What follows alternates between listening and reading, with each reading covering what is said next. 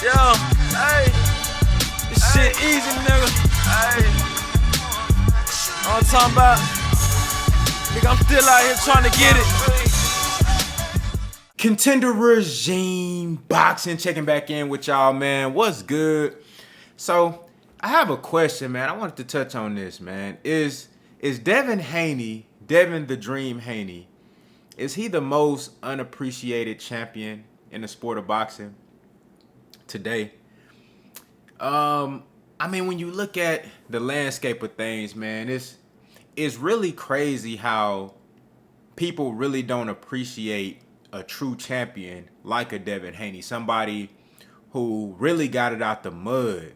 If you look back at his career, started, built an amateur name for himself. Was in some Olympic tournaments, but never was able to complete the whole Olympic, journey, going to the Olympic Games and trying to medal due to age and stuff like that.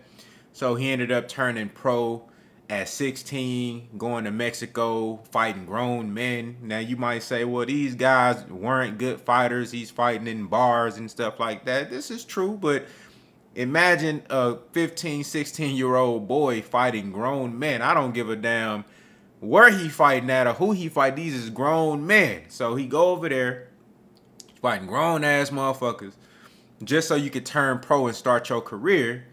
And then you finally, you turn 17, 18, you get a chance to come back to the States and fight, professionally in your home country and building your profile from the ground up.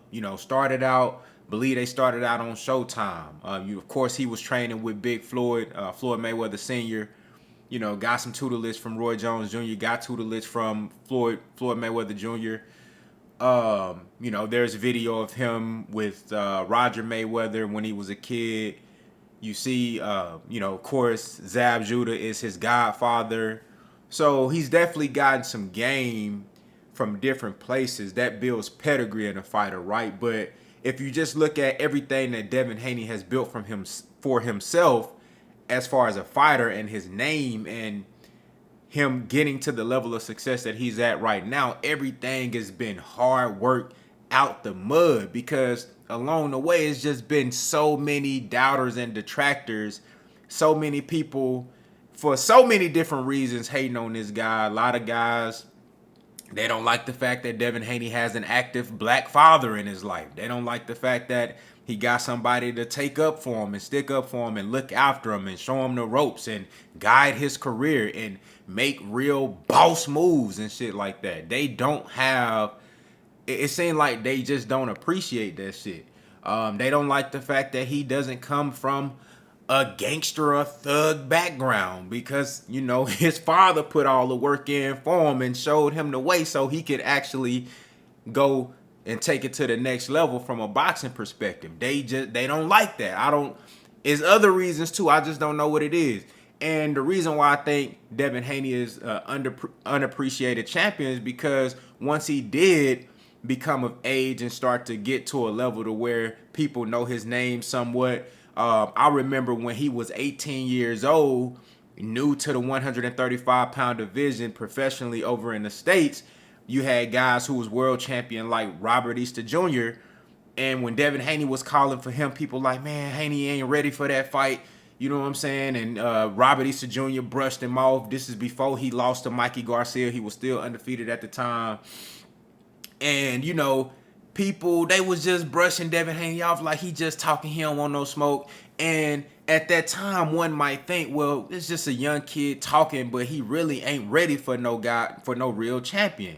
But as you saw, Devin Haney continued to be consistent and keeping that same mentality, that champion mentality. I remember when they interviewed him, I think it was Max Kellerman interviewed Devin Haney, and he was talking about how all these fighters, they want to be Floyd Money Mayweather, but Devin Haney said, I'm in the mindset of Pretty Boy Floyd. Not saying skillfully or stylistically I'm Pretty Boy. He said the mentality, I'm Pretty Boy Floyd. When Pretty Boy Floyd was calling out all of the top guys, he wanted to fight Shane Mosley. He wanted to fight Oscar De La Hoya. He wanted to fight, Jose Castillo. He wanted to fight Diego Corrales. He wanted to fight all of these great fighters and to prove himself, prove to the world that he was the best fighter. You know what I'm saying? That's what allowed Floyd to get in a position to get that Oscar De La Hoya fight that turned him into Money Mayweather, that afforded him to break all the pay-per-view records and the live gate records and all that shit. You know what I'm saying? So Devin Haney thrived off of the mentality of let me prove myself before we even get to the glitz and glamour and all that shit.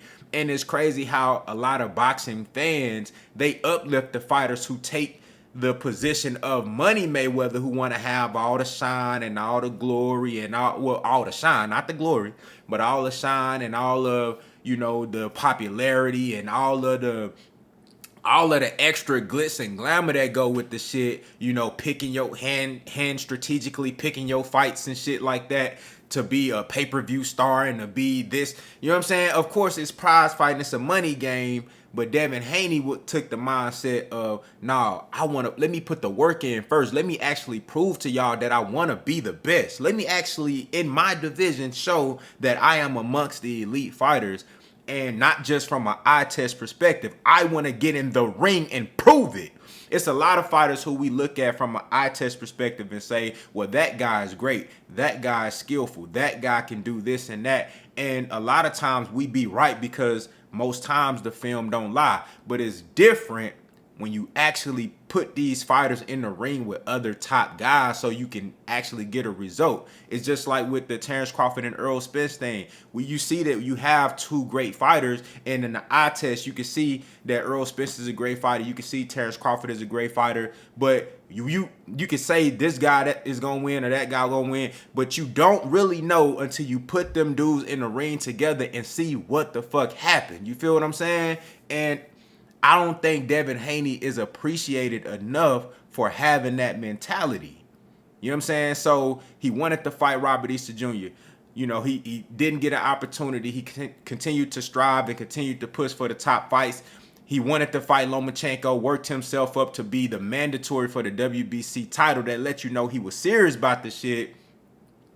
Forced Lomachenko to take a different route, petition for the franchise title, which was some bullshit that allows him to bypass mandatories and duck gracefully, and Devin Haney ended up getting elevated to the actual champion because he satisfied his obligation as the interim champ and ended up getting elevated. That's how the shit was supposed to go when the actual champion don't want to defend his title versus you, right?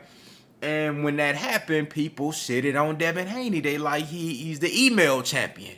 And I'm like, damn, y'all making fun of a guy. This is a young kid. He younger than all these dudes, all his peers. Ryan Garcia, Telefimo Lopez, Tank Davis, Shakur Stevenson, Lomachenko. He's younger than all of these guys. And they making fun of a young kid who's like actually trying to be the best. He's actually trying to fight the best.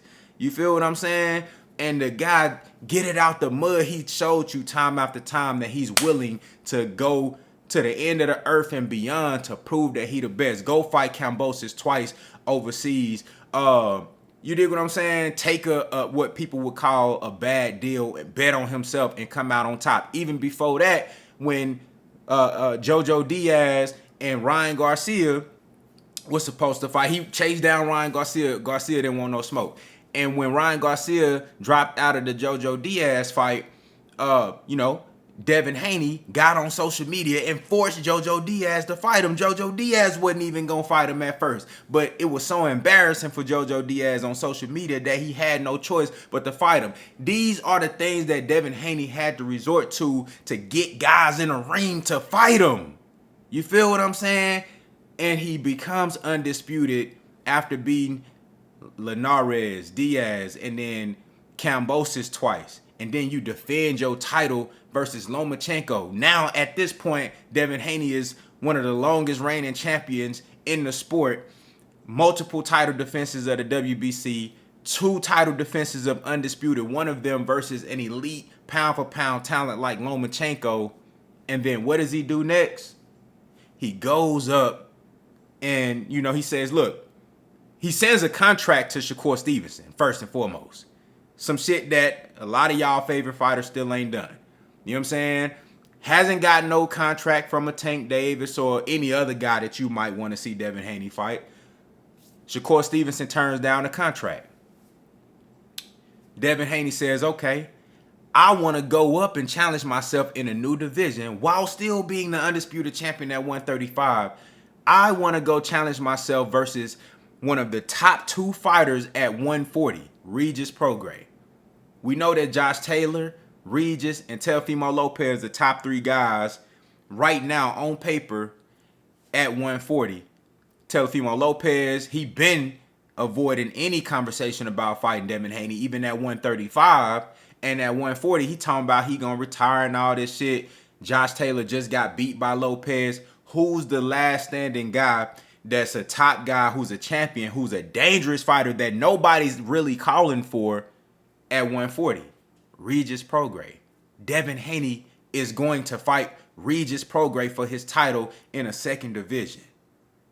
Doing some shit that these other fighters not doing. They not challenging themselves. Regis Prograis is a high-risk, low-reward type fight. Devin Haney beat Regis Prograis. Yeah, he becomes a 2-division champion. That, you know, builds up his legacy even more. But you're not finna get no big bag fighting Regis Prograis. That pay-per-view or that event is going to be carried off of the name of Devin the Dream Haney. This is simply a play to be great, to choose legacy, and to choose an opportunity to become a 2-division champion and embark on another journey of becoming undisputed in the second weight class. You know what I'm saying? And people are criticizing this fight. It's like, how can you criticize a guy who has done nothing but show you that he wants to prove that he's the best? That's why I believe Devin Haney is the most unappreciated boxer in the sport. People, the most unappreciated champion in the sport. Because you got people that questions whether or not he should be on a pound for pound list. You know what I'm saying? You got people questioning whether he should get the love and the respect that he truly deserves. And then you got people criticizing a great fight. Devin Haney and Regis Prograis, that's a great fight. It's a great fight. A great fight. So I ask y'all, man, y'all let me know what y'all think down in the comments. Is Devin Haney the most underappreciated champion in the sport? And if he's not, who is? Now you can say, guys, you can say, well, it's other guys that, you know, trying to be great and prove themselves. Alexander Usyk, undisputed at cruiserweight. He go up to heavyweight and, you know, go straight to the smoke, trying to fight. You know, he go beat Anthony Joshua. Yeah, you can say that, but at the same time, Usyk, I don't hear people questioning whether or not Usyk should be on a pound for pound list. I don't hear people questioning Usyk's skills and abilities. I don't hear people questioning what Usyk brings to the table. You know what I'm saying? But they do that with Devin Haney, though. So you can't really say Usyk is underappreciated. There's other guys that you can say that might fall under that category, but in my opinion, I think Devin Haney is the most underappreciated champion in the sport, and that shit need to change, man. Y'all let me know what y'all think down in the comments. Look, if you really a boxing fan, these are the type of guys that you should be rooting for. Because without guys like Devin Haney, fights don't get made. The top fights with elite versus elite, good on good, them type of fights don't get made without guys like Devin Haney. Y'all let me know what y'all think, man. Contender Regime Boxing. I'll holler at y'all boys, man.